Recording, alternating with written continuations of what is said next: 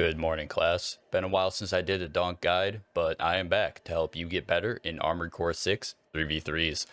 Before we get too deep, this video is sponsored by me. I'm hosting my 4th 3v3 tournament on the PC version on April 6th.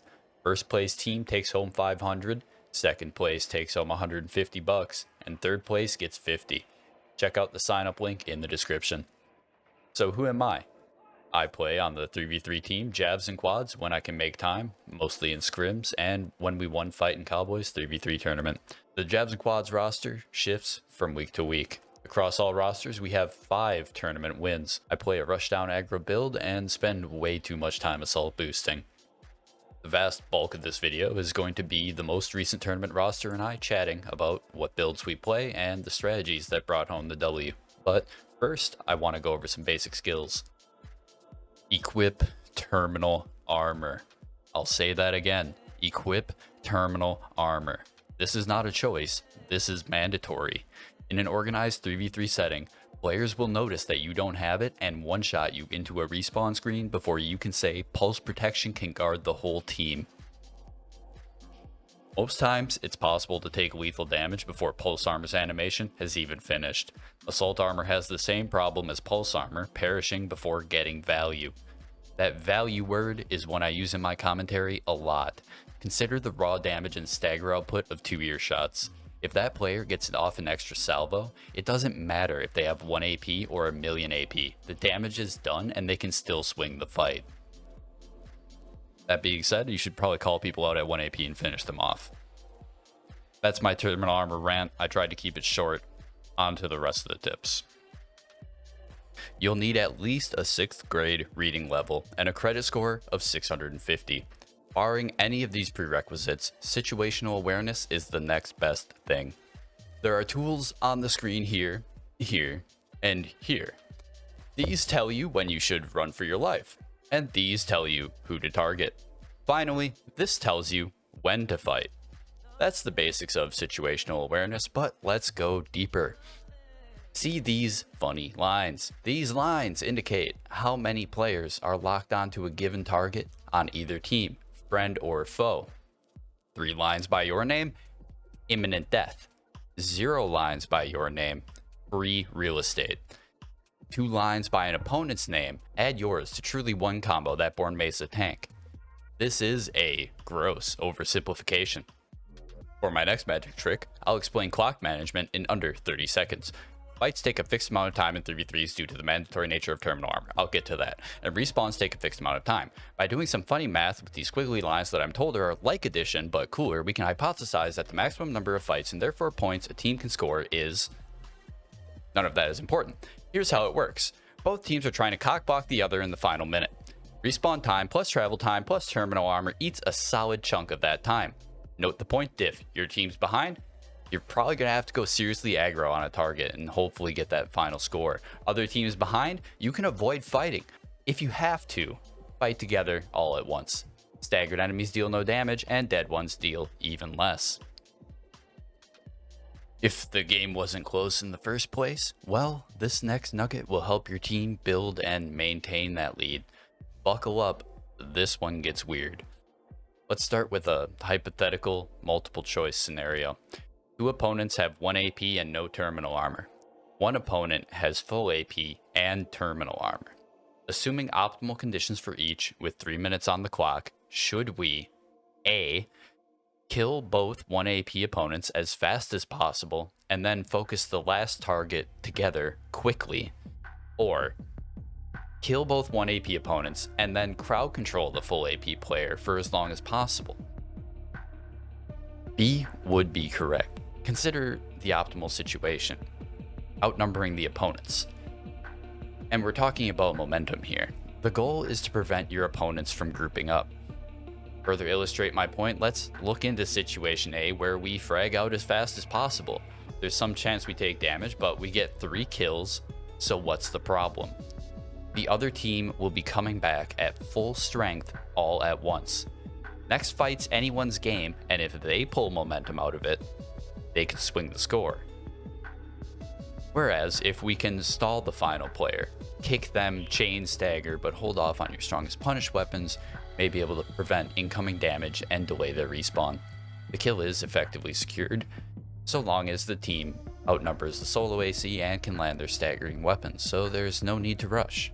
So I have with me to help explain all of this nonsense the Javs Quads team from quite a few 3v3 tournaments. Obviously, we all play a ton of 3v3s, and I figured what better way to explain how to play this complicated game mode than to get more minds in on the deal.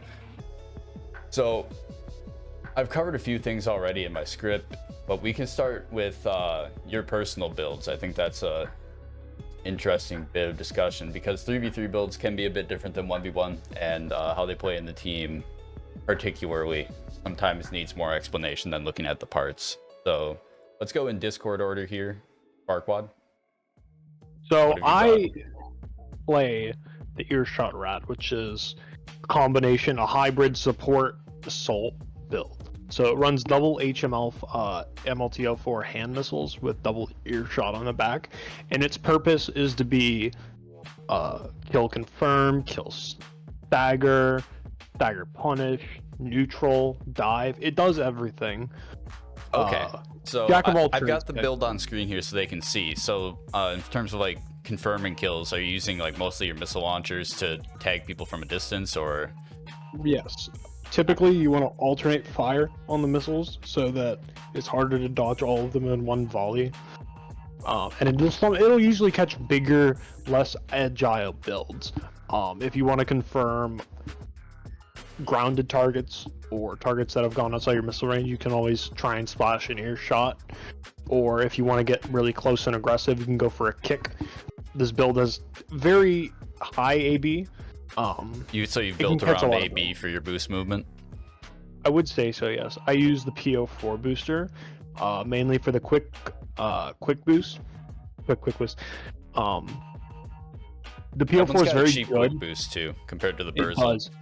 It's very strong for dodging the neutral game missiles. Like when the game starts, it's very important that you don't get a high AP differential early, so it often helps to have a booster that can assist in just dodging missiles or incoming earshots or facades or anything that gets thrown at you early game. The quick boost while you're assault boosting is also very good at dodging missiles that are coming at you from the back, while still maintaining a good assault boost speed. And on top of all that, it's a relatively light booster, so you're not sacrificing a whole lot to put it on. Okay, definitely. I've felt that trying to shoot at you in scrims, where sometimes the quick boost, you can do it so many times while you're running with the low cost. Yeah.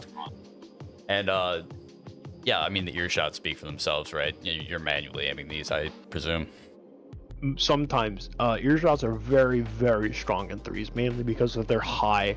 The highest in the game, actually, a 90 splash radius. So what that means is oftentimes you can shoot the ground, you can shoot a surface like a wall or a building, and use that as an advantage to splash opponents that are standing near it, behind it, around it.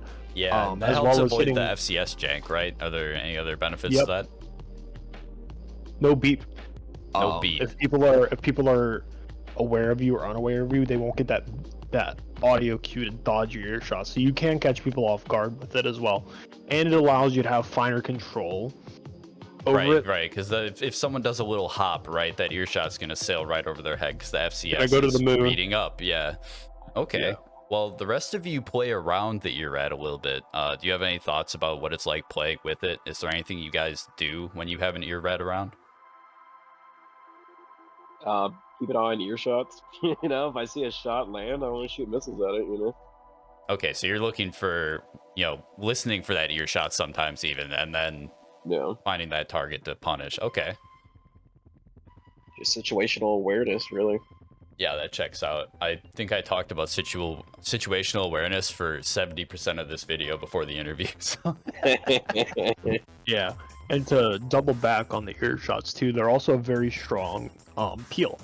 If I notice that my support build or my assault build teammates are being attacked, I can usually either shoot earshots where they are to hit people and get them off, or I can sneak up behind people and earshot them, you know, to direct the attention away from my teammates, get a stagger, get a terminal armor popped, all that. Yeah, They're very from strong in that experience. sense. The massive amount of stagger damage and noise that comes out of an earshot will often pull me off my target because I feel like you got to do something about that. Yeah. Awesome. Any closing thoughts on your build that you want to share? I've experimented a lot with the frame, and there is wiggle room. I've personally always just been comfortable with HAL legs and Mind Alpha, but I've also found that Mind Alpha legs paired with the 40S core is a good slight divergence. I've seen people run a lighter version with the 422 scout legs as well as the Lamb core or other lightweight cores. But I personally find that Mind Alpha and HAL have a good balance of speed while not sacrificing a whole lot of stability and AP. Because you don't want to be so heavy that you can't avoid anything, but you don't want to be so light that getting sneezed on kills you. Right, you're balancing your survivability with your ability to extend a fight, escape from some of the builds that I'm sure we're going to talk about in a moment here. Right. Right on. And as well as the head unit, Hammerhead. Yeah, that's a personal touch, isn't it? It is, but it's also the scan range for threes is very crucial because there are some times where you have to have a scan on an enemy that's 1 AP, 20 seconds left, and you need to know where they are. If you're always scanning with Hammerhead, more than likely you're always going to have knowledge of where the enemies are, which is extremely important. You don't want to be losing opponents. That's that are really 1 AP. interesting, actually. I wonder if that might just be one of the X factors. One of the X factors of the Javs and Quads equation. Well, thanks, dude, for explaining your build in such depth. Really appreciate that, as well as the customization options. I'm going to put all those parts on screen, so if you want to follow along and try out this build and experiment with it, you can follow all of that. We'll go on to the next in our Discord order then. Mr. Bowles, what have you brought to show the class today? Missile boat. Missile boat. Okay. So, Yeah. so boat legs, that's the Archivist tank leg, and missiles, right? Yep, quad missiles, double, what's that, 04 missiles, then double duos. Okay, so I don't want to spend too much time about the playstyle about this build, because I think it's pretty straightforward, right? You fire your missiles, you use vertical mobility, right? And you assault boost a lot to get out of danger. But how do you fit within a team with something that seems honestly like a point pinata? Yeah, that's honestly what you are. You are a big pinata, but that goes into your advantage as well. Because if you get aggro, guess what? You're not shooting at your teammates, they're shooting at you. You have about 16k AP, and you AB at 420 or 430. It's really hard to deal with you. I think your stat's I think it's right at 2k. Right, and So then it's really that's hard to being stagger. augmented by your assault boost that you're using all the time. Exactly. I don't even know what percent, like, in total what that even is. But yeah, so you're basically, hey, look at me. If they actually fall for that, guess what? You're not shooting at your team. And while they're chasing you, you're not going to shoot back. They're going to, they're point blank. You're not going to hit them. So what you do is you shoot at what your teammates are shooting at, or what's shooting at your teammates. For example, your missiles could be the way to start the fight. You could get the stagger immediately, and your teammates do your double earshot, double facade, and go clean up. Or during that fight, let's say they're already fighting someone, they're already cleaning up, and someone from the side comes in. Guess what? You can stagger them so they don't do damage to your team. It's just situational awareness. You got to see what the pace of the fight's going before you make a decision. Okay, word. So you're not just shooting someone running, shooting them again running. You're shooting someone running, you pulled their aggro, and you're looking for someone else then, because you want to be looking away. You want to be running away with your assault boost. That's really interesting. Okay. Yeah. I mean, and the more aggro you get, let's say you get 2 people on you. Guess what? 2 people are looking at you, not looking at your team. There's a good chance you can just avoid the encounter altogether because you're up in the fucking skybox going 430. Mm-hmm. Exactly. High speed, high altitude, and you recover in midair too if you are high enough. They don't have that option. Which is like World Gen plus, what is it, main dish core is phenomenal, Right, you're doing Just that the for air the throttle. fast recharge on the capacitor. That's awesome. Okay. And then let's say someone's actually on you and you're in a skybox. Guess what? Turn off your booster, you fall like a rock, and they have to repeat the same song and dance, Mm-hmm. The whole time your missiles are reloading too. Okay. And I mean, Yeah. missiles are obviously better when someone's not looking at you, right? Like, That's another big part of this. You want to choose Because someone who's not chasing.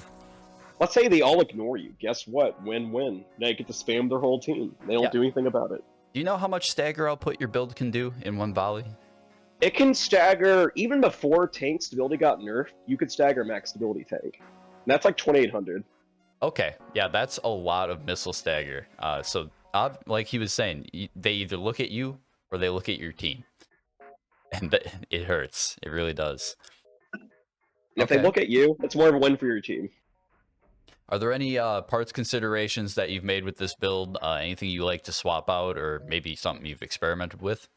The main thing was the arms. I used to go for max defense, but it didn't really matter. I'd rather get the speed with Basho.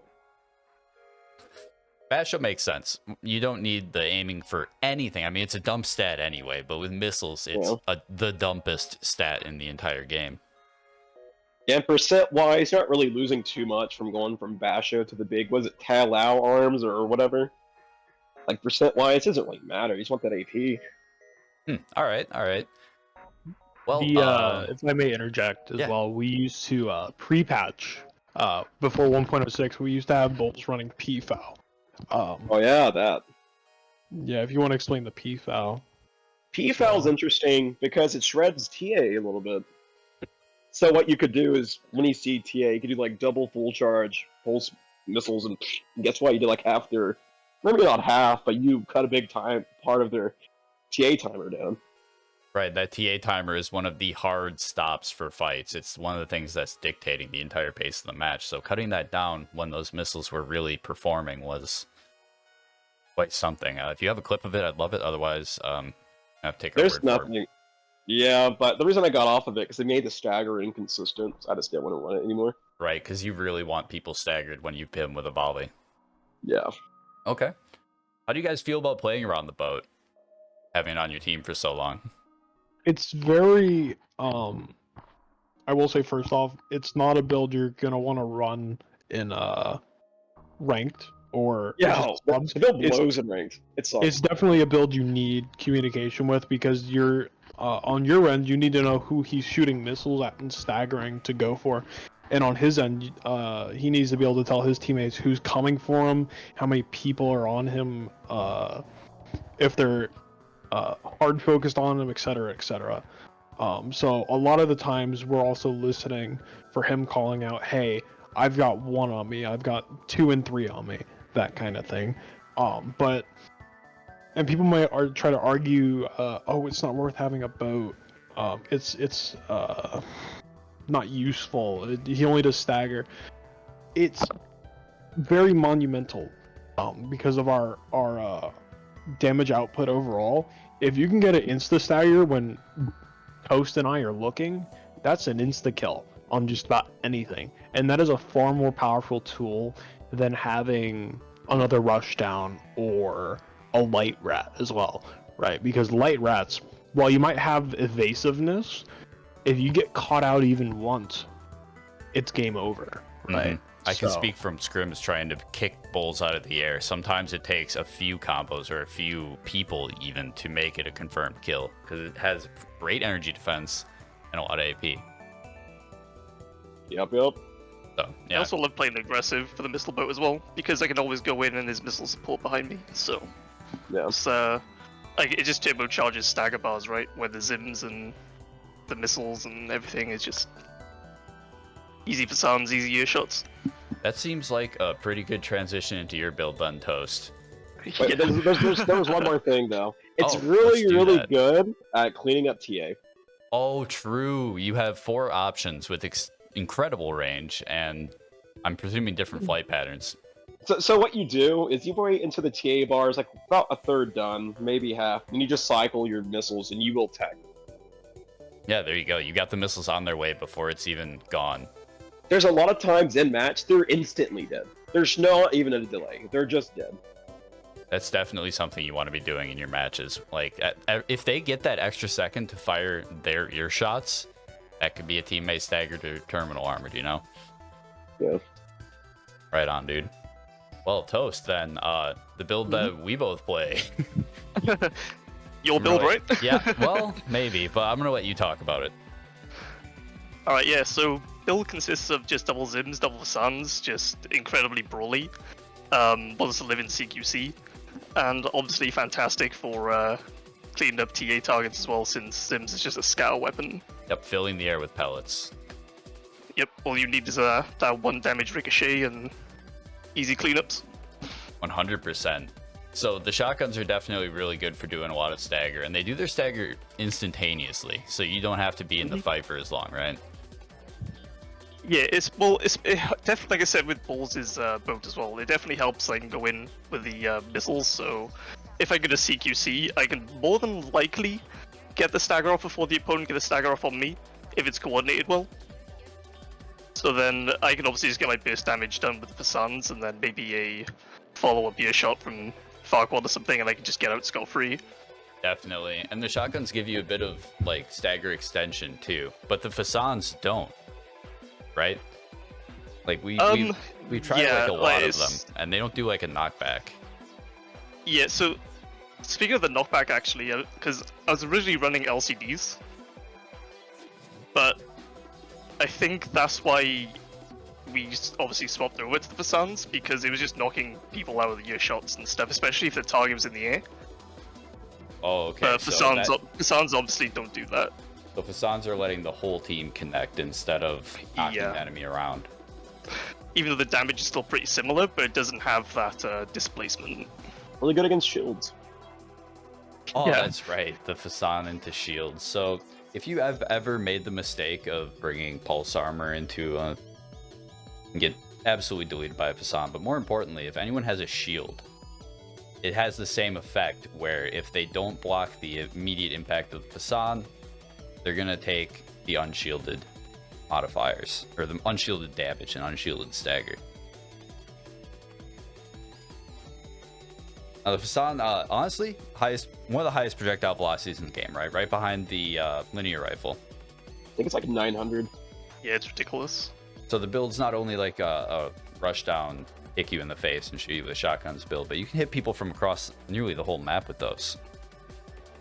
Pretty much, yeah. Even on the Celis, like if the target is staggered, like it's still really consistent. Sometimes you get the odd whiff. Like to be fair, I also play on controller as well, so I'm like hard locked nearly all the time. Okay. So like I don't get that crazy soft lock tracking on the Celis, like what KBM players do. But even then, it's still incredibly consistent.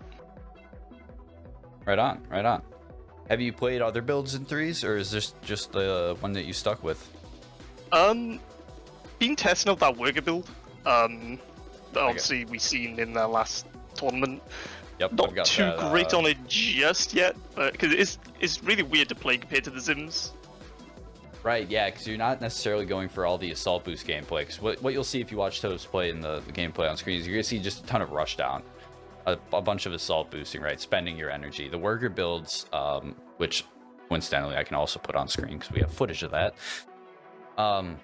Don't quite do that as much. But I'm gonna be honest, I don't know if my brain's big enough for that build. Yeah, it's weird to get used to. I always think the workers have way more range than they actually do. Always end up whiffing. Okay. Zims don't though. Well, no. Usually they've got a lot of pellets. Oh hell yeah, man. I was gonna say, going in with the aggression stuff as well, right? Like a lot of pure positioning standpoint. I'm always making sure, right, that I'm like near balls at all times. Okay, so you're sticking near the boat. Yeah, so either like generally below or like at least in the vicinity, right? Because obviously Farquaad being our main shot caller, if he just calls out a number and we just dive that target, for example, if we play aggressive, I'm not too far away from where the missile support is going to be. So I'm usually going to get to the target when the missiles get there as well. But then also, if we need to play defensive, they dive the boat. I'm not too far away and I can peel for the boat as well with kick loops. Right on, yeah. I mean, we heard about how much stagger the boat can do, so even if a couple of those missiles miss, your follow-up with the shotgun is going to put people over the edge most of the time. Yeah, pretty much. Right on. Got anything else you want to share before we get the rest of the team's thoughts on playing around that? I don't think so. I think pretty much covered the majority of it, I think. All right. Farquad, Bulls, your thoughts on playing with and keeping throughout multiple tournaments the rushdown build? Yeah, it's good. I mean, that's all I can really say. There's no reason not to keep it, you know? Rushdown's one of those things where it's a very strong, almost, I wouldn't call it quite required, because I think the threes meta is very flexible with what builds you can play in it. But Rushdown's definitely one of those things where you're not going to suffer if you have one. And yeah, it's just a very strong role. It does require a lot of calming and a lot of communication in order to properly use its full potential, right? Because at the end of the day, if you get someone that, sure, they can assault boost in and get kills, but if they just keep dying over and over without getting value on that life, there's no point. Right, because they have to go into the most risk, being close range, and if their target's on the ground, close range and on the ground. Well, let me give you like an example. Let's say you had a team full of support builds. Guess what? It's probably not going to work that well. Team full of hybrid builds, they'll have a better chance. If you have 3 Zim Fasan users, you're probably fine.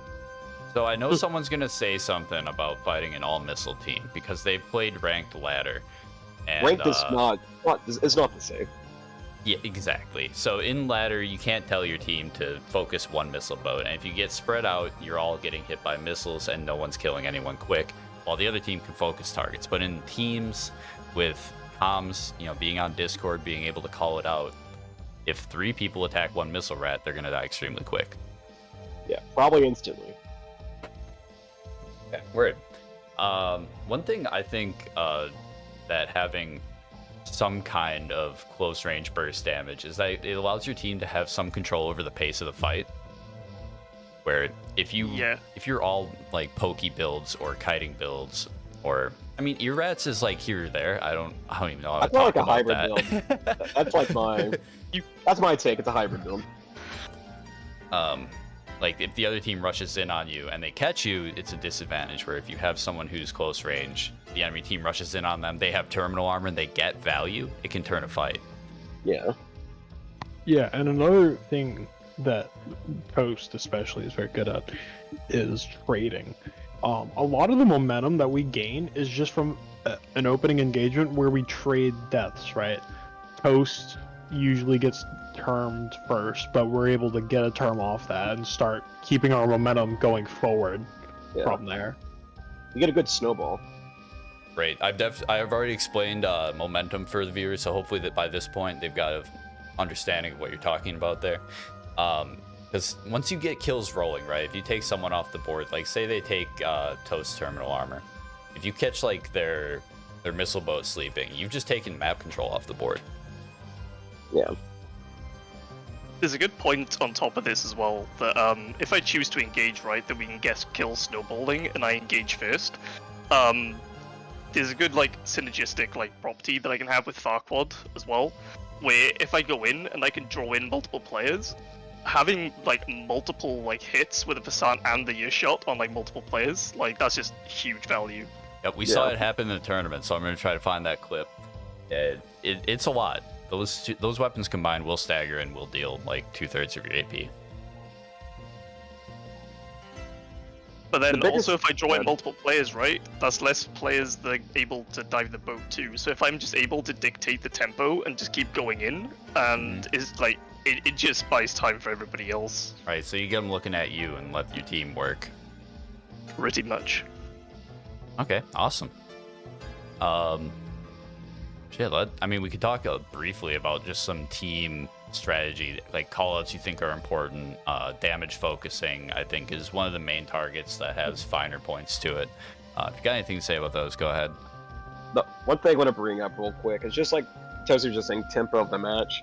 We found out early on, just being the more aggressive team, not stupidly, but being hey, let's go after this target first, and making good decisions. Just being the more aggressive team usually will get you the win. As you can see in that JP, during the tournament, they beat us pretty bad the first time we played them in tournament. And then the next time it was hey, you know what? Let's be more aggressive. We beat them basically 6-0, or it was 6-2 or something. I don't remember. But The fact that we recognized why we lost and adapted and changed and became the more aggressive team, we won. You know what I mean? Mm-hmm. Yeah. Oh, sorry, my cat was being fucking insane for a moment. Got his claw stuck in his tail or something, like, or yelling at himself. Jesus. But yeah, the aggression. I did want to talk about that because that's something that we called out on the casting and noticed just from watching the gameplay, not even being on comms. You took control of the pace of the fight, I think, and that seemed to play well. They didn't really answer it this time. Yeah, just making good decisions with your aggression. If you just do it mindlessly, you will lose. But if it's like done methodically, like you're being direct with your aggression, you will win. I think that's particularly interesting too, because the teams or the build compositions that both of you, you and oh boy, how am I blanking on the Shotgun Brothers? I'm just gonna cut out the bad between Javs and Quads and Shotgun Brothers. We saw you come out with similar builds each time. Javs and Quads didn't change at all, as far as I could tell, not one bit. I think they changed one build. I think they swapped off one of the shotgun builds at the bracket. They swapped two builds. Yeah, they swapped two. Yeah. They swapped over to an RG Zim, and then I'm pretty sure they swapped over to some like Fasan boat, like some Tiger style boat. Yep. I think. So it was really one set to one set until the bracket reset.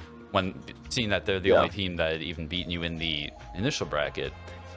Yeah. I just think that just comes down to the strategy and the approach. Like that to me is what makes 3v3s such a challenge, but invigorating at the same time. It's definitely more of a thought process than There's not like I lost to this build, it's build lock time for me to lose it again. It's not like that, Like there's ways to play around like any comp. There's very, very few times there's gonna be comp diff. That's very rare. That's mostly just bad building. Like if you're coming in with bad builds, that's when. But if you're all playing like those Shotgun Brothers, we lost initially because we were too scared to go in. Like we didn't aggress enough. But once we figured out, hey, we can outplay them at their own game, and started just basically smothering one of their warrior builds at a time, we gained an advantage. Not because we had different builds, but we started playing differently. We played better. Exactly. We made better decisions. I think the approach is definitely a huge part of it. If you think about like how that pulse shield works, they can spam it quite a few times, but if you're behind them or if it's coming from off screen, they're gonna have a hard time reacting with the shield. I think one of the main adaptations that I made as well was like early on, like against the Finn the face match, I was trying to leave the Zims too much. And obviously I was just getting pulse shield and I was getting Wigger to death, right? Right. But when I made the adaptation, I just led with the Fasans first. So then if they tried going in with a Wigger, your animation locked and you have to stand still. So I was just using the Fasan as like a pseudo assault armor almost. Okay. So they had to like stand still in it to like get the Wigger off, and then they would just stagger themselves and I was able to just like stagger, extend, and get away. Okay, so quite a few approach differences. That's really interesting to hear about, guys, because what a match it was. I think that was some of the most fun threes I've seen. Seeing the worker build come out, something I'd never seen before. It was definitely our biggest challenge, by far. There's a lot of other strong comps, but nothing quite like what we played against there. Partially because JP also does a lot of in-house 3v3 scrims, and the caliber of player historically from JP has always been higher. Yeah, if you played Armor Core for a while, this is just facts. Let's talk about 4 answered. We don't talk about that. maybe eventually we'll do the 4 answer talk show. Also, if you look at that JP set, I was like aggroing their missile rat the whole set while I didn't even really pay attention to him. Interesting. Just dodging. I'm not going to hit him. He's on lightweight. I'm not going to hit him. Right. If a lightweight's watching your missiles, they shouldn't get hit. Like, if I hit him, like, when he's not paying attention to me, cool. But he's not gonna be my main target, There's no reason. Totally. Like, you gotta figure out what battles you're gonna win and lose if you go for them. Awesome. Well, are you guys open to scrims? Oh, yeah. All the time, Hit me up anytime. I'm also, if teams are ever intimidated by higher level play, I am also offering coaching for any team that wants pointers or wants more in-depth how to play each role. I am always willing to teach people how to play threes. Fantastic. Well, I think that's probably one of the best ways to learn, honestly, is to sit down with a team and figure out, you know, what's working, what's not. You're not going to be able to find in rank queue, unfortunately. FromSoft, give us team queue. Just Might find some interesting players to play with, but to actually get like good games, you're not going to find that in ranked. It's the sad truth. Until they get us team queue. Yeah. It's just too tough to pick a build that will fit with 3 random players. Or 2 random players, you know. I think I did find one. Yeah, you know. But that does like limit what you can do, where these organized threes seem to be pretty wide open right now. Yeah. Organized threes is way, way, way more diverse.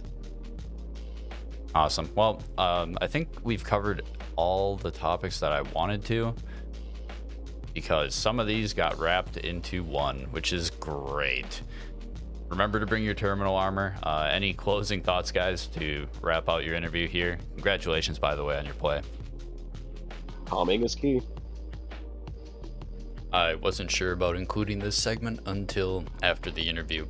Armored Core 6 needs Team Q for 3v3s. The game evolves when a team can plan their builds and communicate together. It goes from a slot machine hoping your core fits with your team to a complex dance, constant strategizing and build interplay. As it looks like FromSoft has decided to neglect the 3v3 ranked queue and game mode at large, I'll do my part. 3v3 tournaments will continue, and I'll keep giving teams a place to find compelling competition. Here's some final comms tips to wrap it all up. Your rushdown player, should you choose to bring one, will need a constant information feed from the other 2. If you can help it, keep your head on a swivel and notify them of key targets, AP, and location. Not just target 3, but target 3 over alpha spawn, target 2 directly above. Provide concise information. Every single second counts. Are you dead? Take a moment to notify your team about the state of the fight. Are they winning? Are they losing? Should they run? Respawning? You should tell them where. That's all. Tune in to watch if you want, but I'd be happier if you gave it a try. Signups are open. Link in the description and pinned comment. Self-shield time? Check out my Twitch channel, where I stream weekly. Armored Core Fight Clubs for 6 and for Answer. Yakuza 0, Catfight Gambling by the Billion, and other degeneracy Mondays and Thursdays. Follow there, subscribe here, click the buttons, and compliment me below. Thanks for watching. Even if you are still mainly a 1 player. Oh, we did!